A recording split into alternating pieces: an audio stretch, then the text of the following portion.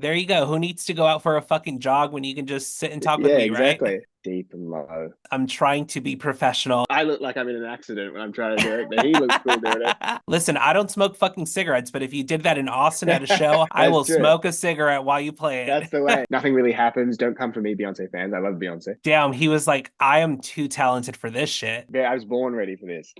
Welcome to Unshut, a place where if at any point you feel like you need to shut the up, don't. Hey, Hey, can you hear me? there we go. Now it's working. Awesome. Sorry So, about that. so we're good to go. You can hear me just fine. Yeah, yeah, coming through now. Awesome. Before we start, how do you pronounce your name? It is, yeah, it's a different one. It's Hamish, like hey Mish. In America, a lot of Hamish and Amish, but yeah, it's like sometimes tell it's like hey Michelle almost. Hey Mish. I've been so nervous because I've been practicing Hamish, and then I recently came across some interviews of yours, and I'm like, they're not calling him Hamish, it's Hamish. I'm so confused. No, it's fair enough. It happens all the time. Honestly, like I've done so many even shows in America where like they come out to introduce you and they say Hamish or yeah, exactly, different names. So I've gotten a whole range of them. Amazing. So if I call you Ham, it's because I'm too nervous to try, okay? No, that's fine. You can fire away, call me Ham. That's totally good. Awesome. Well, welcome, Hamish, to Unshut. I'm super excited to talk with you. And let me tell you, we have a bunch of things to talk about, okay? Awesome. Thank you for having me. Of course, I've been looking forward to it. I know we've been trying to coordinate. You're like an entire day ahead, right? Yes, it's what day is it here? It's Tuesday morning, so it's like 9 a.m. in the future on a Tuesday. You're living in the future. I love it. Exactly. Yeah. I wanted to start off with this real quick, and I totally hate to do this to you, but we have to talk about your hair to start, Oh okay? yes, it has a mind of its own. I absolutely love it. And so I've got some questions for you. We're already going to jump the gun to it. Are There you we go. ready? Yeah, I was born ready for this. I love it. And hopefully later on, you'll see how I'm also going to catch you off guard with some things. I'm not too sure if Monica told you about like the premise of the show, but one of the biggest ones is I ask my artist and my guest questions that they've never been asked before on record. So if I Nice. ask you some fucking crazy questions, it's part of the show, okay?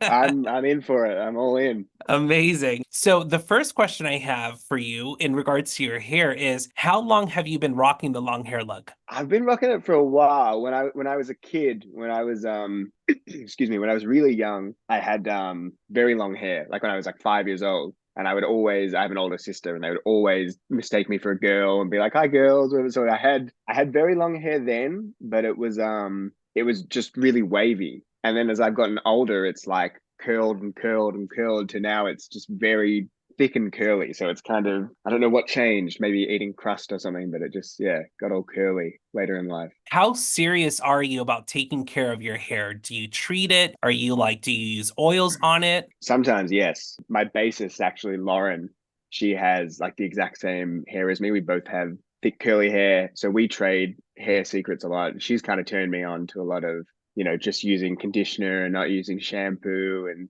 using this and that. So it does, if you have curly hair, as anyone knows, it does require a bit of maintenance. Would you ever consider cutting it? And these days, no. My hair as well is a bit of like a safety blanket. Like I always kind of have it in my face, and yeah, I feel very naked without my hair kind of covering to hide behind. So I think nowadays, I think I'll just yeah hold on to it as long as I can. Do you ever pull it back at all, or do you always just keep it down? Sometimes I used to, a couple of years ago, I used to rock the man bun. I used to kind of have it all back and a little bun, but nowadays I've just kind of let my, since post COVID, I guess I've kind of just let my freak flag fly and just kind of let it have a mind of its own. Well, I'm so glad you said freak flag. I had on my notes to call your hair sexy, but I never want to insult anyone or make them feel weird. But No, that's that's not an insult. perfect. Well, my final question Yeah. to you is, do you find your hair sexy? Do you feel sexy with your long hair? Sometimes it can be a pain in the ass. If you're having a good hair day, nothing better. I remember I was touring with George Thorogood last year, who's like, a great blues icon. And he was saying to me, he was like, hair is so important. And he's like, if you're having a good hair day, then it doesn't matter your accountant can call you and tell you all your money's gone or your girlfriend's left you, whatever. He's like, if you're having a good hair day, that kind of trumps everything. So yeah, good hair day is hard to beat. I'm definitely going to side with him on that one. I totally agree. Whenever I have shit I agree. hair, I just want to Yeah, hide, So that's kind of fucks with amazing. everything. So yeah. Oh, absolutely. I was so curious to talk to you about just some random shit because I love doing some research on you and finding some more interviews that you've done. And I actually learned something new from watching an interview from yours. And now I'm totally going to call myself out because I've been saying it wrong my entire life. But I learned that Melbourne is not pronounced Melbourne, it's Melbourne. I had Yes, no it's idea. true. Everything with Australians is very lazy. You guys, I think you guys hit your R's really hard, Melbourne and stuff like that, whereas we just say Melbourne. It's almost like it's bun. And everyone loves like the no. Every Australian says no as no. And yeah, we're all very lazy and slurred in our kind of speech. So yes, everyone in America calls it Melbourne, but here we call it Melbourne. Well, I absolutely love it so much that I was just laughing about this whole Melbourne thing. But I'm glad you mentioned the whole lazy thing because that's what I wrote on my notes. I thought it was so fucking hilarious that you were like, oh, Aussies, they just have a lazy way of pronouncing things. Yeah. So that prompted me to ask you, what is something lazy that you do that you would consider lazy? Oh, many, many things lazy that I do. For many years when I was younger, I was very into sleeping in. And then something changed that like I stopped sleeping in. And then I don't know what it is, but about the past year, I've really gotten back into being a lazy piece of shit and sleeping in all the time. So definitely, definitely sleeping in. I mean, I can be very driven or I can be the laziest person in the world. I kind of bounce between the two. But yeah, I do love stuffing around and lazing about as much as I love doing stuff. Sounds like good balance to me, So. Yeah, that's the thing. If you keep it balanced, it's good. If you go too far into one or the other, I think it could be, yeah, you get a little lost. Whenever you are just like being lazy and lounging, what is your go-to thing? Are you on your phone? Are you listening to music? Are you watching TV? What is it? Yeah, probably TV, I guess. If I'm being really lazy and I'm just kind of rotting, I just kind of like I'm on the couch watching TV all day and like especially like a Sunday, if you're hungover on a Sunday and you kind of, it's one of those things, if you watch like two or three movies in one day, that's when I feel like I'm peak just being lazy and just watching film after film. Whenever you travel, are you the lounging type as well, like in the mornings, or do you sleep in when you travel, or do you prefer to be up in the morning? Yeah, it's a little, I guess I'm traveling because most of it in recent times has been like music related, like touring. I wake up earlier just because I'm probably excited for the show or whatever's happening. And like, yeah, in recent years, I used to be like, I would stop myself from doing anything the day of the show. Like, I would be like, I have to stay in the room and just like whatever. And now it's like, I like to go out and, wherever I am, because I might never be back there. If I'm in, Colorado or wherever it is, it's nice to like go out and get breakfast and see a little bit of the place and then get to sound check and all that stuff. So if I'm traveling, I think I'm up and about a little bit more than just lazing around at home. Oh, I love it. Do you have any plans on getting back on tour? Any upcoming big travels for you or anything outside of Australia? Yeah, kind of figuring it out at the moment, but I think next year is going to very much be getting back to the States and really because my new album's coming out in October, kind of next year will be, getting back and touring on that. It was like last year I had a really good year that it was the first time getting back to America since COVID and basically the whole year was spent. I don't think I did any shows in Australia last year. It was all America. So it'll be, yeah, good to have new music out and get, back to touring behind that. Can't wait to hear and for you to announce all the dates and all that good stuff. I know that in 2019, if I'm not mistaken, because now I'm just kind of going on top of my head, in 2019, I believe you did an interview where you were in Austin, Texas, and that was your second time in Austin, Mhm. Texas. Do you remember what your first experience in Texas was like? I do, yeah. My first experience in Texas, it probably was playing South by Southwest, I think. I did South by in one of like the first, pretty early on in 2014, I kind of came over to America for the first time performing wise, and it must have been 2015 or 2016 or something. Came to Austin for the first time. I think it was South by. Austin was one of those places that I love so much of the music that came from there that like being able to go to like the Continental Club or all these different places where there was blues music playing and Jimmy Vaughan playing and the stuff that I kind of you dream about coming from Australia. Being able to do that was pretty cool. And I'd met Gary Clark Jr., who's from Austin, and we'd become friendly. So I remember going there and through him just meeting like this whole circle of musicians. And I remember going in, Gary drove me around Austin, me and my manager, and like showing us different places. So it was pretty, for a first visit on Austin, it was pretty amazing. And Austin, I think, is definitely probably one of my favorite places in the US. You've done shows with him as well, right? Yeah, I've been really lucky to we toured together. I opened for him in Australia, and then I opened for him last year again in America, which was, yeah, every time being able to play with him is just, yeah, really, really exciting for me. Okay, very cool. I didn't know that. I didn't know that that's how you guys met, which was Austin, and that connection was made there. That's fucking awesome. Yeah, it was very cool. And he's kind of like the king of Austin. He's the guy who's, from there, and he's done a lot for the city musically and community wise. And Austin, just, it's such a different place. And I don't think I've been to anywhere else in Texas, but everyone tells me Austin is like totally different kind of to every other part of Texas. And yeah. That's so awesome. Is there any way that we can get, and we won't hold you to it. I always tell my guests is we won't hold you to it, but would it be safe to say that you would consider doing Austin if you were to do a US tour next year? Oh yeah. Oh yeah, I'd love to get back to Austin. I just have had such a good time every time I've played there, and like, yeah, done South by Southwest a couple times, and that's very much, just people everywhere and stuff. And it's everything about it's great. Great food, great people, great music. Like I'd love to, any chance I get back there. That's so exciting. I know that I was doing a lot of research again, going back to some of your older interviews, and I saw the interview you had done here in Austin, and I was just like, oh my gosh, that was in 2019, second time. It'd be so cool. I'm in Austin now, so it would be cool if Oh, you came nice. here.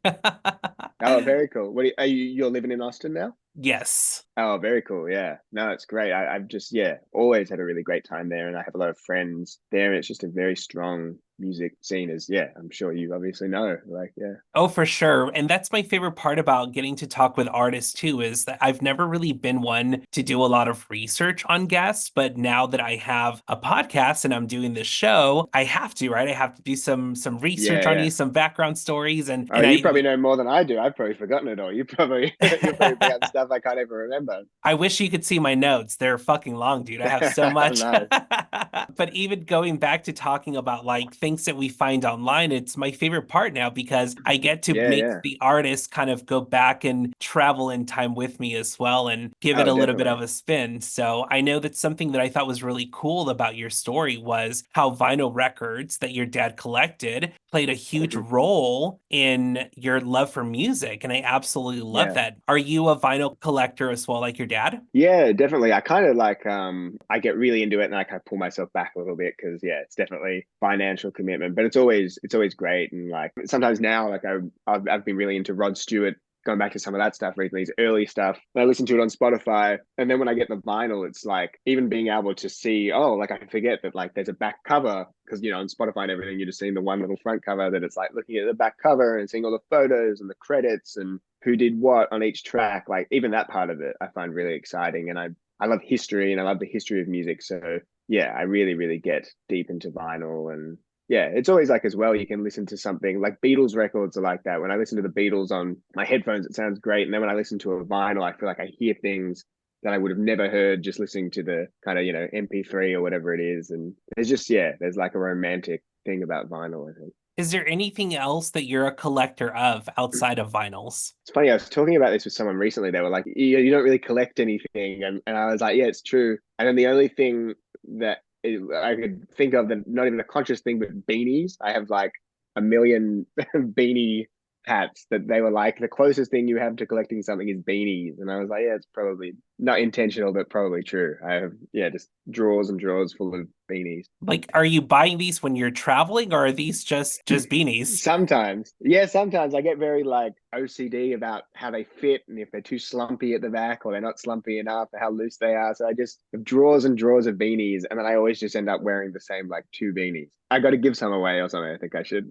kick the habit. That's right. Get rid of some of your old ones, and now anyone listening, Yeah, send him some new beanies to rock. That'd be perfect. exactly. Yeah, no, exactly. If you're out there, Send them. Since we were on the topic of your dad and vinyl records, I also was so in awe listening to your story about how when you were 12, that's kind of how you got into like the music scene. And something that prompted me to ask you was in other interviews, you've talked about how you begged for a guitar for about a month before you got Yeah, one, right? But I don't think I yeah. ever caught anyone ask you, what kind of guitar did you get? I know you do the electric thing, but what was Hmm. the first guitar that you got? It's a good question. It was this Ibanez, which is funny. Like since Ibanez is kind of like they're a great brand, but they're not a brand that everyone we're always going to Fenders, Gibsons, and all those guitars. That Ibanez is kind of like cheaper in price, which is ideal for a beginner starter guitar. So I remember begged for a guitar. My parents were kind of like, oh, I used to go through phases all the time. So it's like, this month I'd want to do this and that month. So they were like, oh, you're probably not really gonna, we don't know how much we want to spend because you're probably just gonna buy it and keep it in the corner. So eventually, like I went to the guitar shop with my dad and my grandpa, and there was an orange, it looked like flames Ibanez guitar. And in my head, I thought it was the guitar that Jimmy Page from Led Zeppelin used, which that's a Gibson Les Paul, which is like an incredibly expensive guitar. But I thought it was the same guitar. My dad was probably incredibly relieved that that was the guitar I wanted because it wasn't that expensive. And I got a little PV amp, and I wish I still had that guitar. But when I was at school later in years, it got stolen from the campus, and I've just never seen it again. So I wish I still had it because a lot of people I meet, they always have their first guitar still, and I'm real jealous. But yeah, it was a little kind of orange Ibanez guitar. That's very cool. Could you imagine what your musical career would have been? If let's say things would have worked out differently, right? If you would have asked for a guitar, but then your parents got you like a ukulele or something. I know, yeah. Could have been completely different. I would have had a completely different sound. They had got me like a flute or a banjo or something. Exactly. Well, and it's so funny too because I'm curious now, being 12, learning how to play guitar, did you even make time to learn any other instruments at 12 or were you just sold on guitar at the moment? It's pretty much the guitar. I remember there was a brief period right when I was kind of getting that guitar that I was like, oh, do I want to play guitar or do I want to play drums? And I'm glad that I went the guitar route. Other than that, like a little bit of like, I still like to just muck around on piano. Like I'm not good at it at all, but just knowing basic chords and yeah, I like to kind of muck around on piano and harmonica and different things like that. But the guitar is always definitely, for me, it's the ultimate kind of instrument. And, you can play it by yourself and you can travel with it and do all these different things that it's very accessible and portable, I think, once you get into it. Totally random, but do you name your instruments? Sometimes, yeah, very boring things though. Like my main guitar is a Telecaster. I just call it Blondie because it's blonde. But yeah, that's I sometimes they come with names. I have a Gibson Les Paul, the model it's based on, like when you get the little pamphlet with the guitar, it's called the Babe, apparently. So I don't know if I would ever name a guitar the Babe, but that guitar is the Babe, so I respect that. But yeah, it's kind of about as far as it goes, naming them. Maybe Beanie Baby? I don't know. Yeah, Beanie Baby, exactly. It writes itself. Yeah. Exactly. I know that you had talked about back in the USSR by the Beatles was like the one Yeah. song that just totally had you sold on this is what you wanted to do. Music was just it for you, right? Did you actually Yeah. learn how to play that song on guitar when you first started playing, or did that come later? Yeah, it's really strange. It came later. It was funny. Like I heard, yeah, that it was the Beatles' White Album. My dad had it on CD, and that was that's the first track on it. And yeah, it was just kind of it was that moment that I was just like, oh, what's that? Like I want to do that. And for some reason, I remember I didn't want to learn people's songs at first, which is really odd. Now I think about it. Like all I wanted to do was write my own song.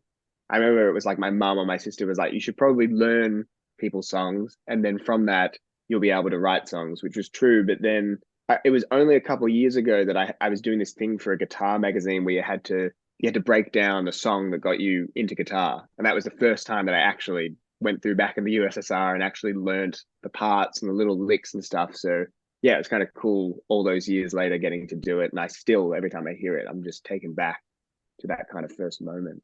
That is so fucking awesome. Who did you show the first, saying, you composed your own song and guitar? Who did you show Mm. first? I mean, at 12 years old, you're learning, right? Was it your mom, your sister, dad? Who was it? Yeah, it probably would have been probably yeah, my mum and my dad. My dad definitely. It's funny. I found this old video camera that had gone missing for like a decade that I used to have, and on it it had these tapes of like me, at 13 or 14 trying to play along to like Eric Clapton that my dad had filmed. So I found that recently. So that was kind of cool. And it was definitely, yeah, my dad turned me on to music. So I would be terribly playing along to a Cream record or whatever. And he would be very encouraging about it and stuff. So yeah, I think a lot of the time my dad, all my musical taste kind of came from my dad. So we've always had that bond.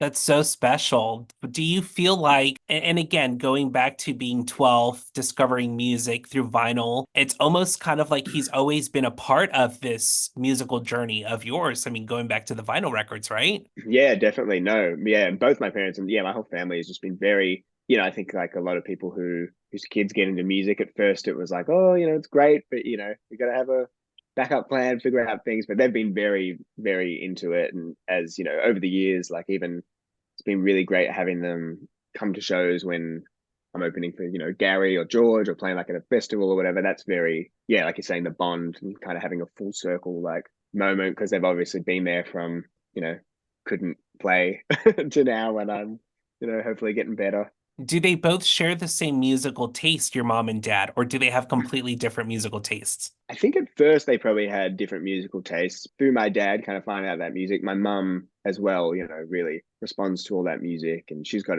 she doesn't sing professionally or anything, but she's got just a naturally good voice. So yeah, all the type of old, blues music and soul music and pop music that we all kind of, yeah, just like similar stuff, I think. What would your mom say if you called her and said, "Hey, mom, I'm going to the studio and I want to feature you on a song"? What would she say? No, it's a good question. She might do it. Yeah, she might take some convincing, but yeah, she might just jump straight on it.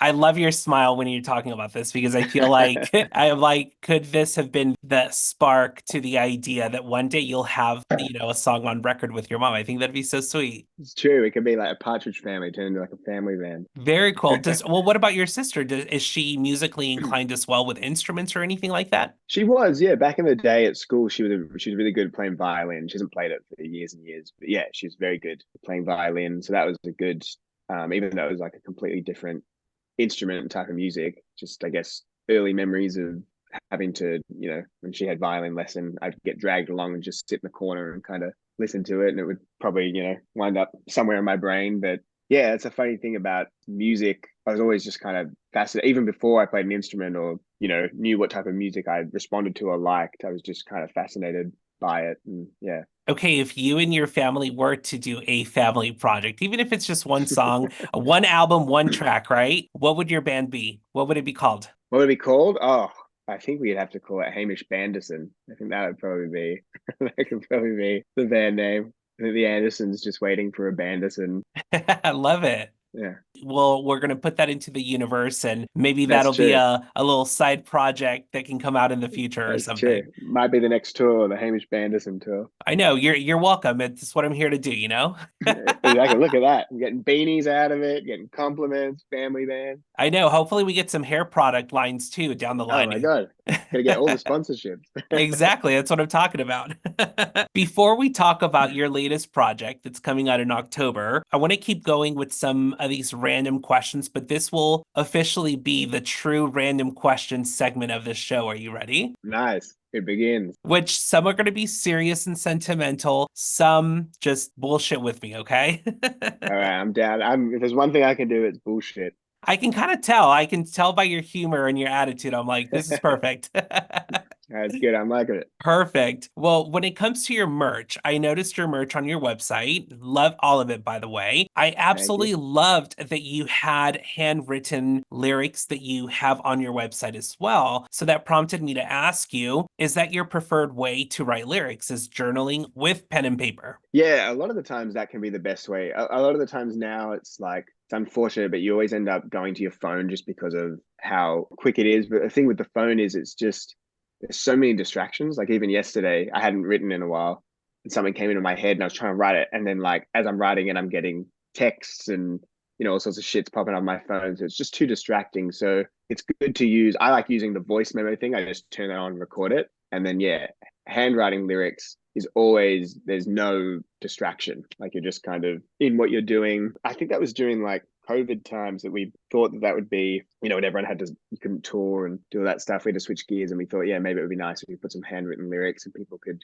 get those with, a CD or a vinyl or whatever. Handwriting's shocking though, so I don't know how anyone would have read anything it said. My handwriting's horrible, so I think most men have horrible writing. I think I that's think just you're in right. general. Yeah, it's true. It's like psycho scribble, but yeah. Exactly. But I absolutely love that concept though, because I do think that, you as a musician, sharing your music, sharing your lyrics, it's very intimate. And so I thought that was very cool on your website that you had that. So had to bring that Oh, up that's just cool. a I little appreciate bit. it. Of course. No, thank you. I appreciate it. Of course. In your bio, it says old soul and young heart full of love for the blues. Okay. If you were a young soul, what would your old heart be full of love for? I was young, so what would my old heart be full of love for? Oh gosh, that's a good question. It would probably be like the opposite of blues, I guess. It'd probably be like if I had a young soul, my old heart would love like EDM probably or something. Oh, I'd all have to right. like I flip love it that. into something completely different. Even though I don't actually like EDM, but I feel like that would be the flip side of That's actually genius because now I can totally it. picture you being 85 years old with the long hair, just being Yeah, rocking out at the EDM thing all on on your the own. deck. Yeah, Exactly. exactly. That's perfect. Billboard magazine called you a singer slash songwriter and a guitar hero. Did you ever play the game Guitar Hero? Was that a thing in Australia? It was a thing in Australia. I never played it. Oh no, I did. I played it once. Sorry, it doesn't actually. It's so weird. It's like people were just killing on it, but then I tried to play it. You're trying to because you're used to guitar. You're trying to play in rhythm and in time, and it's like none of that stuff matters. It's just about the button. So I remember playing it, and I was just terrible at it. Couldn't get my head around it, and I think I was just one and done. I tried it that one time, and then I was like, nah, this isn't for me. Damn, he was like, I am too talented for this shit. Yeah, exactly. I was like Guitar Hero. No, yeah, but yeah, I don't think I ever went back to it. But it was very popular here. I don't know if it still is, but it was at one time. It was very popular in Australia. I just played it again for the first time after so many years with my siblings the other Oh day. right, So much fucking fun, but it's so funny you say yeah, that yeah, because it makes me feel like an actual musician. So, true musicians, you're like, fuck this, this sucks, right? You're just it's pressing true. buttons. But for me, I'm like, Yeah, hell you're like, yeah, I'm this is so the good. shit. Yeah. Exactly. You describe your new project, which is titled Electric, Yeah. as a love letter to the electric guitar. So I'm going to give you some instruments, okay? A love Yeah. letter to, and I want you to tell me Oh, this is what good. the title would be to this album, okay? All right, I'm ready for this. Alrighty, so a love letter to the drums. What would your album be Love letter to the called? drums. Oh, love letter to the drums. It might get loud or something, or like play it loud or something. I like loud drums. Maybe it's just called loud. I love that. Loud and massive. That's perfect. Yeah, exactly. A love letter to the piano. Love letter to piano. Oh, a piano's funny. Sometimes I think of it as like a musical chessboard because all the pieces are like white and black and laid out like that. So maybe we call it, yeah, like musical chessboard, which is a terrible title, but I mean, But it's actually fucking genius, though. I love it so much. there we go. A love letter to the bass. Oh, I love letter to the bass. We'd have to go with like the low, maybe calling it low, deep and low. I always tell my guests this whenever I do these like random, you have to think quick on your toes. It's always so funny how I can see that they're probably thinking these are terrible answers. But literally, this is why I love doing this with artists because you have to be creative and think quick on your It's true, yeah, toes. And I love yeah. it because to me, I'm like, I would have never thought about a chessboard. I would have never thought about drums being loud. I literally had on my notes for drums, bang. That's all I could come up with. I was actually, I'm not even kidding. I was gonna say bang. That was always what I said. But I was like, bang was That's on there as well. That's yeah. That's genius. So I love being able to put artists like you on the spot and get your creative wheels turning a little bit. I like it. It's good. It's good as well. It's morning for me, so it's good. It gets my brain going. There you go. Who needs to go out for a fucking jog when you can just sit and talk with Yeah, me, right? exactly. Exactly. That's the way. The Your Mind music video is absolutely stunning. Who Oh, picked thank this you. location? Like, how did you guys even come about this location? It was like an idea as well to do less of a story video and more of like yeah a visual thing. And I don't know, I've done like a lot of videos and everyone kind of does these where you fall into a thing of like it's like a guy chasing a girl through a thing or what I mean, these kind of like cliches or whatever. So just kind of yeah decided that it was more going to be about the house and capturing like the vibe of the song than it actually being a narrative story video. And yeah, and just kind of like the song had a kind of feel of like the ocean as well. So that kind of played into it. Absolutely loved it. When it came to finding that actual location, had you been to it before you guys recorded the video, or that was your first time on site? Yeah, it was my first time on site. It was actually the director. The director is my girlfriend, Emma Gillett. She had found it, I think, from maybe had seen like a fashion shoot there or something. And there was this old photo of Jack Nicholson, excuse me, when he's in the 70s, he's listening to headphones, smoking a cigarette, listening to vinyl. And the house kind of looked like this house. Like it has like a kind of 70s Palm Springs-ish almost feel, but it's in Australia. So she had seen the house before. I'd never seen it, but she showed me photos and it was like, oh, this is, perfect, and this really captures the vibe. And yeah, it was good. It was just like a little crew. We went down there. It's a couple hours from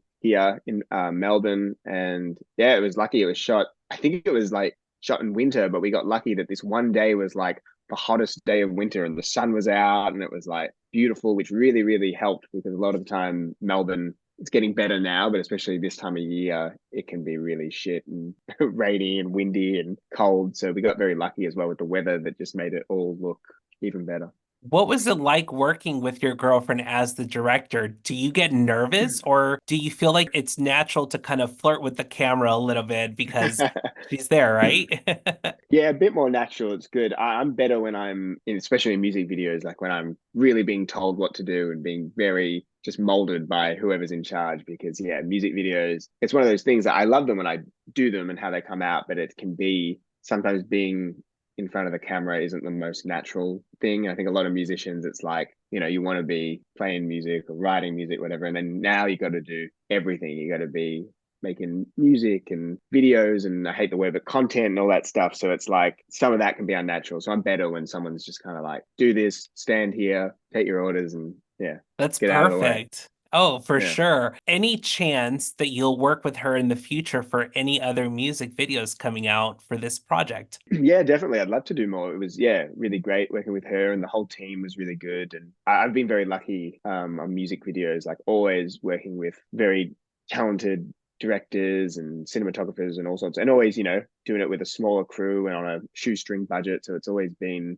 yeah, it's a very like family affair kind of when you do it, which is nice. That's a really good way to put it. And something that just kind of came to mind, you kind of inspired me to ask this question real quick, because hearing you talk about, being directed, right? You feel okay giving someone that control. And I think that that's very important in anything that you do in life, knowing when it's safe to give up the control, right? Especially as Yeah, an artist, right? You have to be able to trust people in their creative minds, because we all know it can be fucking crazy when your yeah, creative for mind sure. is going. So when it comes to writing music, you're obviously a guitarist. Whenever you write a song, do you also hear the drums? Do you hear the keys? Do you hear the synth? Do you hear any of that? Or who do you trust to put those layers to the chords you're creating, if that makes any sense? No, for sure. Especially this album, actually making electric, this kind of works well with that. That in the past, a lot of my like demoing when I'd write a song was just, I would be like, just kind of demo it on acoustic guitar, just my voice, and then everything else would kind of come later, most of the time when you're in the studio. Whereas with this album, because it was strange times with COVID and lockdown and everything, I spent like 2 years almost just kind of demoing these songs. And I decided to, it was in lockdown, couldn't play with anyone else. And I really missed the sound of drums. So for the first time, I'm terrible at technology, but I would kind of, chop up drums from like a David Bowie song or an Arctic Monkeys song or whoever it was, the Ronettes, and kind of build up these demos that were really, really detailed. Like they had drums on them and they had a kind of guitar doing a bass line and keys doing strings or whatever. So I had very, very clear idea of how I wanted the songs to sound and feel and everything. So that was very helpful. And always like as well, my manager, Kristen, I'm always sending, when I'm writing songs, always sending them to her. And she's very honest in being like, this is really good. Or like, this sucks. And then it's, it's helpful. And then it's the same with Dave, the producer, the person I co-produced with, my friend David Davis. He's got a really great ear. And he is also a very, not only great producer, but a great engineer. So he's really good at getting sounds that can take kind of what I want to do and always make it better. Like everything I've ever given him to work on, he has always made it better. I don't have a technical brain. I have more of a like a feel and, vibe and color and whatever. And David's good at kind of making sense of all the shit that I talk and putting it into technical terms and making it work. And yeah, like I was saying, even better than I thought. So it's, yeah, I've forgotten even the question I was answering, but I hope that I hope that answered it. No, it totally did. And I love hearing you talk about that too, because I feel like, first of all, I'll go on record to say I felt very honored to be able to listen to this project. Obviously, it's not released yet, but it's so refreshing to hear you talk about this because for me, I felt almost like it's a very magical project. It's the best way Oh, for that's me to awesome. explain it. So I love that. I Oh, love that thank you. you're, of course, I love that you're able to kind of something you said is verbally talk about your creative ideas and have someone execute with you. I think that's so important. And I think you did it Yeah. on this album. I think that that Oh, thank you. magic is there, of course. I So appreciate it. Yeah, it was definitely, and it was a really like the crew that worked on it. It was, a very tight knit small crew. So it was like my band who I'd been touring with, which was great. So we'd been on the road, so we could kind of go in and do it really quick. And then it was David and my manager, and we had a really great strings player called Jesse Green come in and add to some songs, add some cello and violin and stuff, and a guy called Jerry Bourget, who's a great keyboard player. But it was very that was like it. And we did, we recorded live as a band, and we did all the basic tracking in about 2 or 3 days, and then it was done. And then me and David took it away and put little bits and pieces, strings or other guitars, but it was all about, yeah, like you were saying, trying to kind of capture the magic of the band in the room and everybody just kind of adding things that were really made it just better. is there a track on this album that surprised you the most on how well it turned out? Maybe one that you weren't necessarily sold on at the beginning, but again, after the magic touches were put to it, you were like, all right, this is it. Is there anyone that stands out to you for that? Yeah, there's one called Late in the Evening. I had the chorus for like years and years and years, like even going back to when I made my last record, which was ages ago now in 2019. I had this chorus, but I didn't have anything else. And then I kind of came up with the first verse. I liked it, but I didn't feel like it, like I didn't know where to go from there. So I put it away for like a year and then came back to it and came up with this part in the second verse where the vocals get really kind of bigger and all this stuff, and it felt really complete. But I remember it was one of those things that I was hoping it would work, but I wasn't sure if it would work. Even when we started doing it in the studio, it was the only time for a split second I was like, oh, fuck, is this going to work or not? And then it was like, as soon as hearing it back, I was like, oh, yeah, this is really, really cool and working. So that one was definitely one. And there's another song called Sweet Dreams, which is the last track on the record, which is very delicate. And like, I wrote it and I really liked it, but I just kind of put it away. Like, I wrote it, thought, oh, it's a really nice song, but it's, whatever. And I put it away. And then, yeah, when I was playing demos to different people, they were like, that song has to be on there. And now I'm really glad it's on there because it's the last track on the album, and it's a little like lullaby that kind of, you know, lets you go out on a nice kind of soft note. I'm happy because it's my favorite one on there and I have that on my Oh, that's notes. awesome. Oh, that's Yeah. great. I'm glad to hear it. It's why I used the word magic because that's what I had on my notes. That was my favorite song on there. And I felt like Oh, that's awesome. it was like the perfect final magical touch to the entire project. So I love Yeah. hearing you say that. Oh, that's great. I'm glad to hear that. Yeah, I'm glad to hear you say that because, yeah, I know a lot of when I think about like my favorite records, they can be really big, and like Rolling Stones records are like this, where they have all these rock songs up front and all this stuff. And then usually the final track is a bit more introspective and like beautiful. And so that's always in my head that like a last song on the album should be a bit like that. And yeah, it's just a really special song to me. And it felt, even when we were doing it, it felt very vulnerable and special. And I'm just glad that it's kind of tagged on there at the end. Oh, for sure. And something I wanted to do with you is I took some of your song titles and I'm going to pull some questions, and it may not have anything to do with the song. Okay. This is strictly just a title, but I did take up four of them. It was really hard to not do all of them. I will tell you that because I have this like weird kink for song titles. They're like my favorite thing about Oh, any cool. musical project. And so this was really tough for me because beginning to end, every song title could be a conversation starter. Oh, You can that's pull cool. so many questions from it. So that was really tough for me. But I picked my top four. I'm so excited to pick your brain about these. Are you ready? Oh, yeah, I'm ready for it. So the first one was Brighter Days, which in my opinion, I love just the mellow vibe on this song was Oh, one of thanks. my favorites as well. In the lyrics, you say, I'm looking for brighter days. What do you do personally on your day-to-day life to look for a brighter day when you're not feeling so bright? Yeah, no, it's a good question. Yeah, it can obviously sometimes it's hard to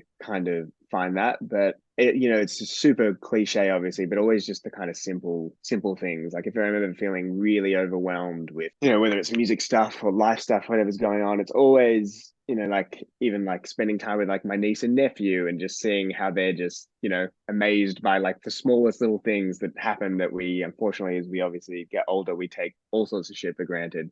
That it's like even seeing that, like going outside and just seeing how they're amazed by like, a leaf or like whatever it is. It's like finding those kind of simple things can generally bring me back to whatever shit I got going on isn't so bad. Are you a pretty involved uncle? Yeah, I know. I've really enjoyed, spending time with them. They're both real young still, but they're very into music. My parents have brainwashed them to always associate with me with any music. So if like, Led Zeppelin comes on in the car, they think it's me.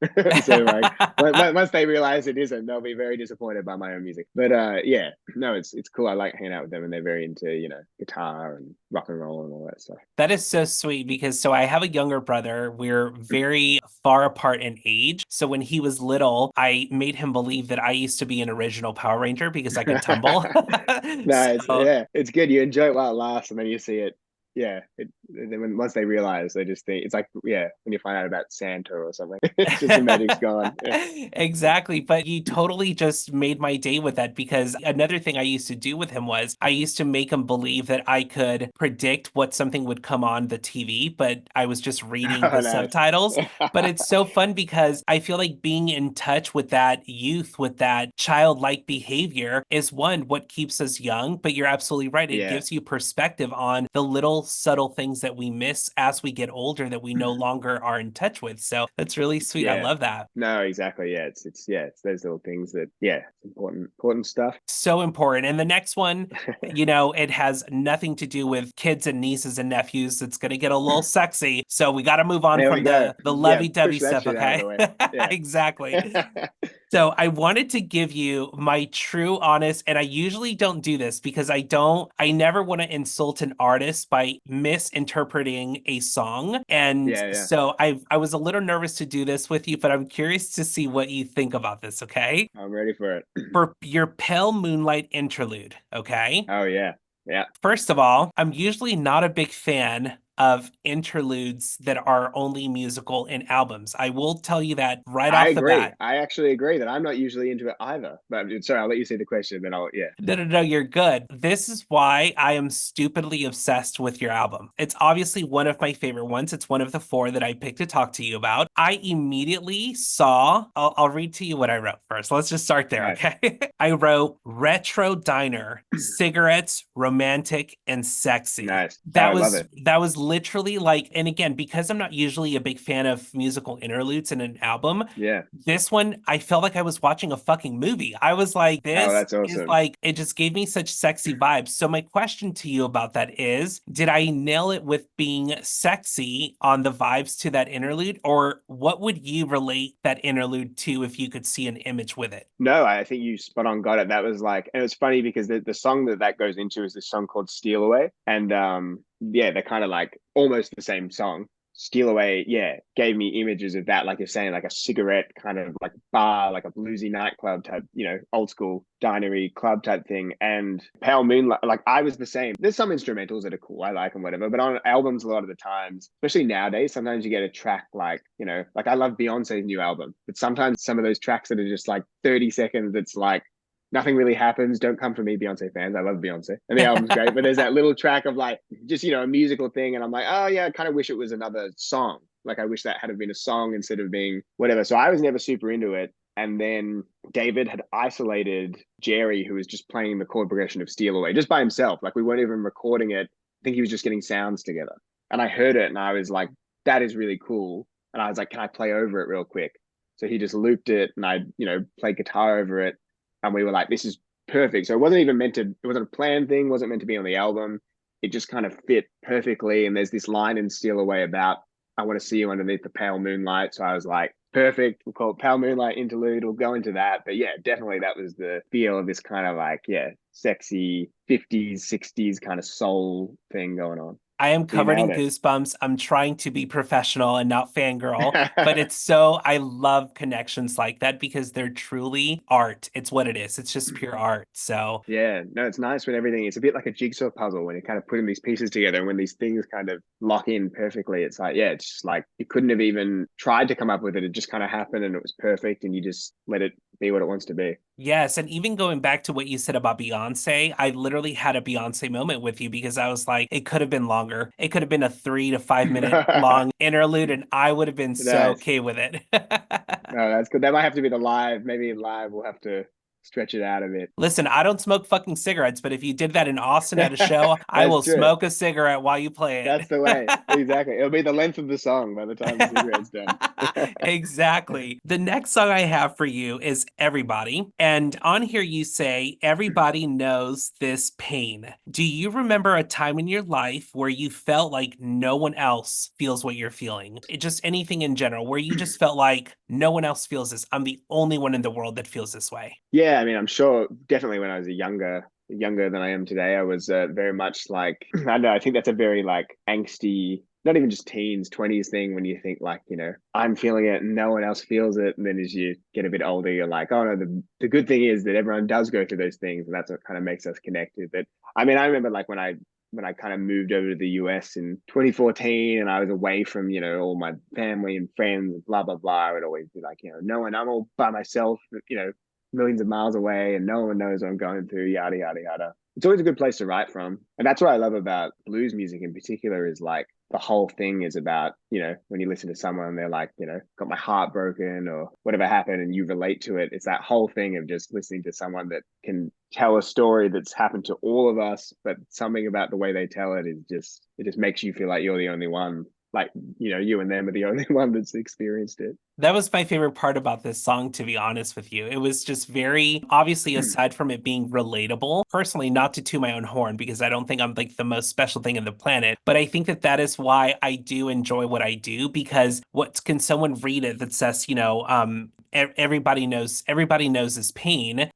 Me listening to that lyric, it made me think of times where I didn't feel like everyone understood that pain. And I think that that storytelling in lyrics and music is what plays a huge role in what is good music. You know what I mean? Yeah, So, no, I definitely, yeah, I feel the same way. And that's the kind of magical part of music when you just hear something, whether it's a line or chorus or whatever, and you just relate to it so hard. It's just a really amazing thing. and also I usually don't stutter this much on episodes, but I've just been so in awe with you the entire time. I'm like, I thought it was the buffering of the internet buffering. yeah, we're gonna say it was the buffering, but hopefully Emma doesn't see this episode and come for me later or think that I was too flirty. I'm just kidding. Yeah, exactly. So the last one I have for you, and this I've been so excited to do this one with you because it's so fucking random. I mean, talk about the most random question I'm gonna have today. It's gonna be this one, okay? The fourth track I have is Sweet Dreams, obviously my favorite one. One, I don't even know that you're going to know what song I'm referencing to, so we'll see. Oh, well, here we go. I'm But like this. if sweet dreams of rhythm and dancing, what are sweet nightmares of?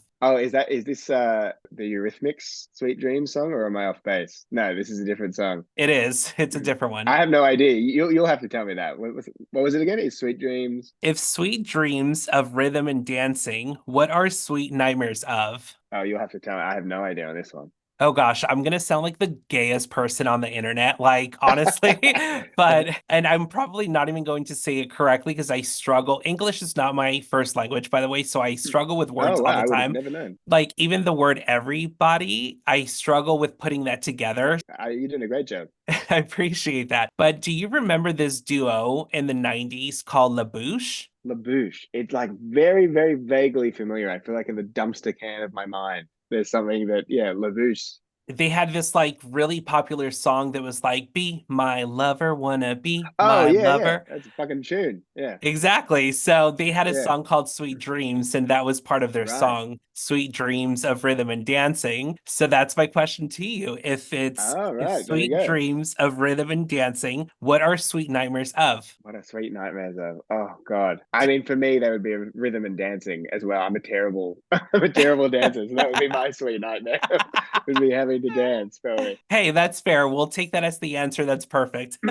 There we go. The last thing I wanted to say to you, this is just pure feedback from this whole project that you're getting ready to release. In my opinion, I feel like you have nailed being able to make electric guitar sound so different on every track. And I love that Oh, about your thank you. album. I love that. I really appreciate that. Thank you. Yeah, that's definitely something that when I was working on it, I was just like, I really just wanted, exactly like you said, wanted to kind of show all these different parts that are what speaks to me about the electric guitar, whether it's, the real kind of big fuzzed out rock stuff or the more kind of intricate soul stuff or, slide stuff, whatever it is, just these different styles of music and guitarists and all this stuff that have influenced me. And hopefully, I kind of put all that together and it comes out as something that's mine, is the kind of goal. Oh, for sure. Well, you did it beautifully. And in my opinion, in honor of what I believe to think that you are a guitar hero, you are a guitar legend. Okay. Thank you. In honor of,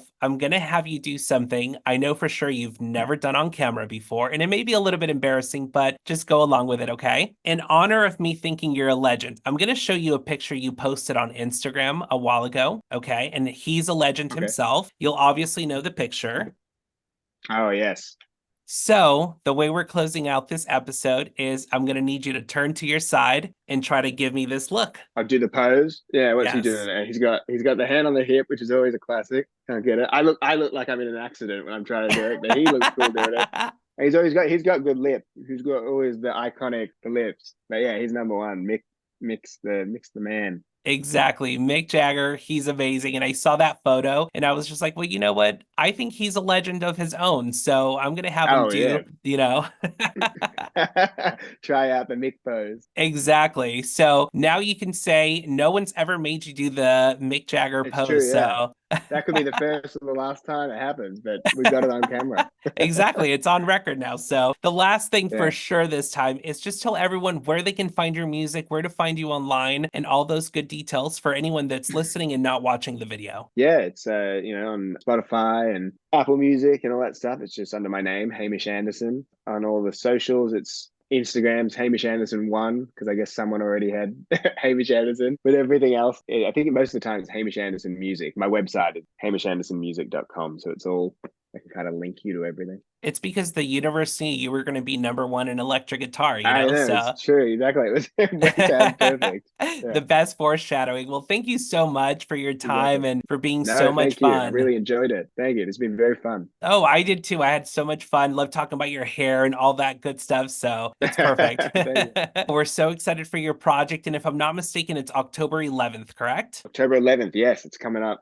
quick. So yeah, Before we know it, we're going to be listening to everything that came out of that project. And I can actually publicly talk about it because right now it's a secret it's since it's true. not Yeah. out. No, it's good. I'm glad you enjoyed it. Thanks for taking the time to Absolutely. listen to it. Of course, absolutely loved it. Well, thank you again so much for your time, and we'll definitely be in touch and see how this episode goes when it airs. And hopefully, you Awesome. forget about a lot of it on this episode so that when you go back and play it later on in a few weeks, it'll be like you didn't even know what happened.